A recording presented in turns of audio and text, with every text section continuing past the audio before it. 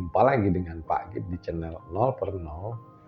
Ada seorang teman gitu ya, dia bertanya pada Pak, Mas, kalau memang agama ini membawa kedamaian, yang artinya 80% lebih dunia ini isinya orang-orang beragama.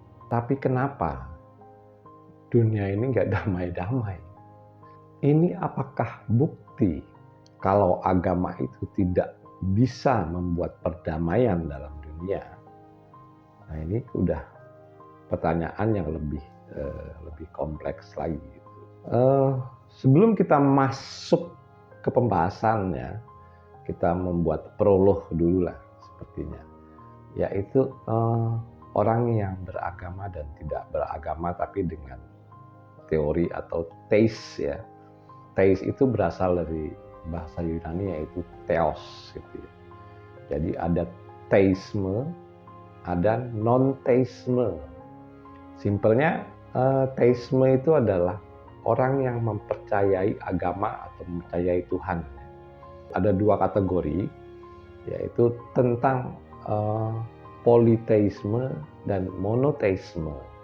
Kalau monoteisme itu biasanya di agama-agama Abrahamik ya, seperti Yahudi, kemudian Nasrani, kemudian Islam, ya seperti itu gitu ya.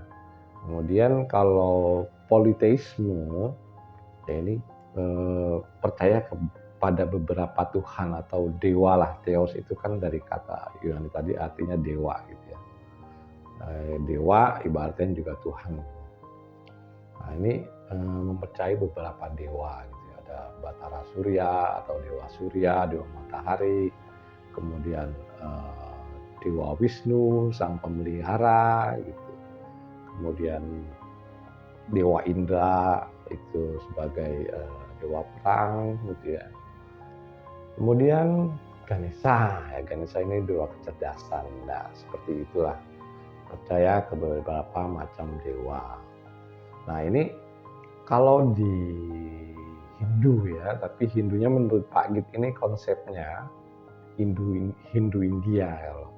Karena kalau kita senggol sedikit Hindu Bali mungkin agak beda ya. Karena Hindu Bali ini sifatnya juga Sang Hyang Widi gitu ya.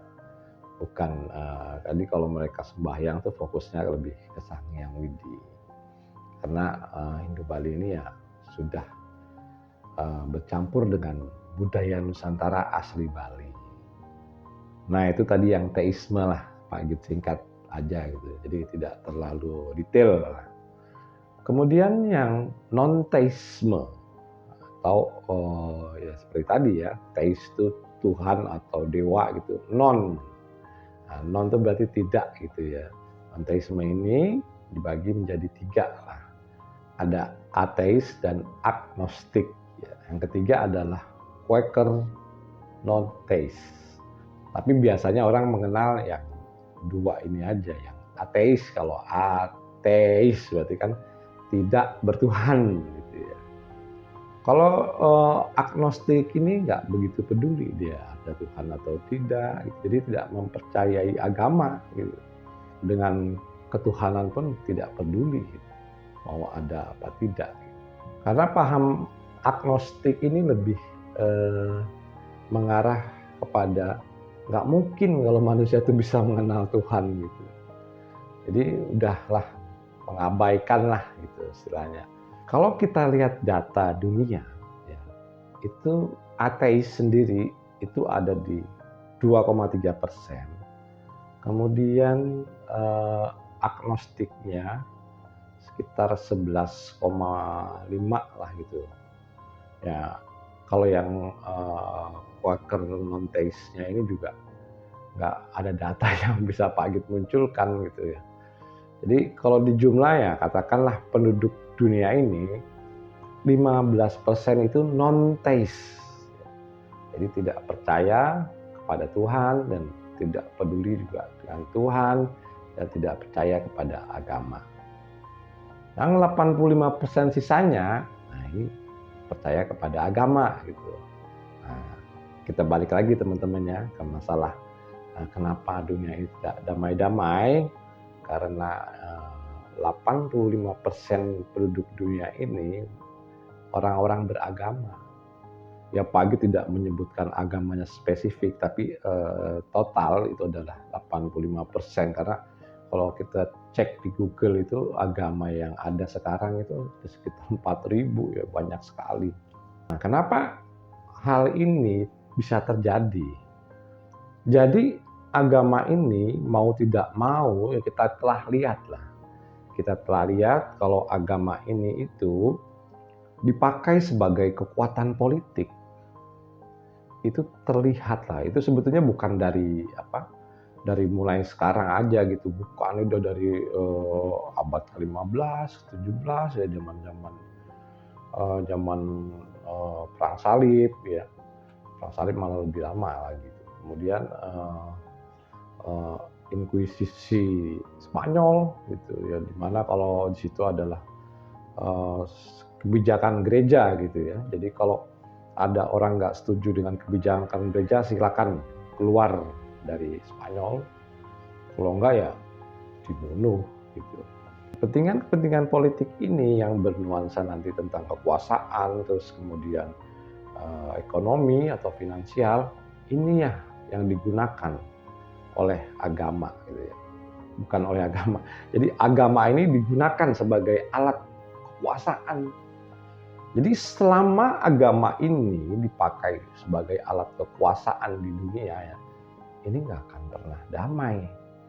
Karena misalnya satu agama aja gitu ya, yang satu membuat dalil A, satu membuat dalil B, padahal kitabnya sama, berperang terus. Ya itu kita lihat lagi yang sering Pak Git ucapkan atau Pak Git ceritakan itu malah yang satu agama, satu sekte, itu di Somalia. Ini satu agama Islam, sektenya sama-sama Wahabi. Ini aja masih dua kelompok perang. Nggak usah kita bicara Palestina Israel lah gitu ya, nggak usah. Gitu kan kelihatan memang beda agama yang gampang banget ini dikomporin. Jadi orang-orang juga, oh ini perang agama, gitu kan enak gitu ngolahnya gitu. Ini kan udah jelas beda agama. Jadi untuk memprovokasi seseorang, memprovokasi orang tuh enak gitu ngolahnya. Orang ini sensitif sekali kalau soal agama. Orang diolah, udah deh. Nggak tahu juga masalahnya yang diolah itu. Ya, kayak masyarakat Indonesia sini kan banyak lah yang nggak ngerti masalahnya juga. Dan Pak Git juga nggak mau melibatkan pembahasan ke arah sana gitu ya. Lebih baik kita masalah tadi di Somalia tadi, yang satu agama, satu sekte aja, ini bisa berantem gara-gara politik tadi. Setelah istilahnya tanya jawab Pak Git dengan temen ya, ngobrol lah gitu, bla bla bla bla. Apa pentingnya kita nggak beragama ya? Buktinya yang tidak beragama ini juga tidak memasalahkan agama. Jadi kalau orang tidak beragama itu kan tidak penting gitu. Ini agama ini masuk surga atau tidak, buat mereka kan tidak penting gitu loh. Yang akhirnya mereka lebih fokus kepada kedamaian. Nah ini buat introspeksi juga gitu buat kita. Nah teman-teman yang beragama apapun dalam hal ini ya, beragamalah dengan logika gitu. Jadi artinya jangan mudah dikompor-komporin dengan hal yang kita tidak tahu. Yang ini akan mengakibatkan seperti itu, yang membuat kita terprovokasi. Misalnya begini ya, ada Al-Quran dibakar, terus marah gitu kan. Ini menurut Pak Git juga nggak perlu gitu. Justru kita akan marah kepada diri kita sendiri itu kalau kita tidak melakukan hal-hal yang dianjurkan oleh Al-Quran yang sifatnya kebaikan atau kebajikan. Nah ini baru namanya penistaan agama. Jadi yang disuruh oleh kitab suci atau dianjurkan tentang kebaikan, kita nggak kerjakan. Nah ini baru menurut Pak Git adalah penistaan agama. Jangan kita terpancing emosi gara-gara itu. Lebih baik kita introspeksi kepada diri kita sendiri dan melakukan hal yang sifatnya kebaikan. Jadi intinya dengan cerita tadi yaitu dengan jumlah penduduk dunia yang 85% ini adalah beragama. Ini gambarnya seperti itu, teman.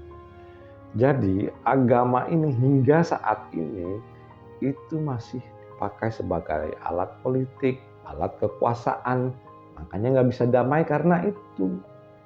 Jadi ini benar-benar digunakan, jadi istilahnya penganut fanatiknya itu, ini didoktrin supaya gampang diperintah.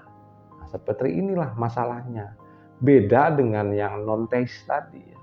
Mereka orang bebas gitu loh. Jadi susah untuk mempengaruhi mereka dengan agama. Nggak bakal kena.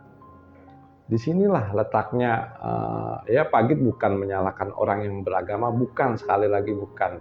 Tapi dengan kebebasan berpikir, ya tidak dibatasi dengan yang sifat-sifatnya agama tadi, orang ini akan lebih damai.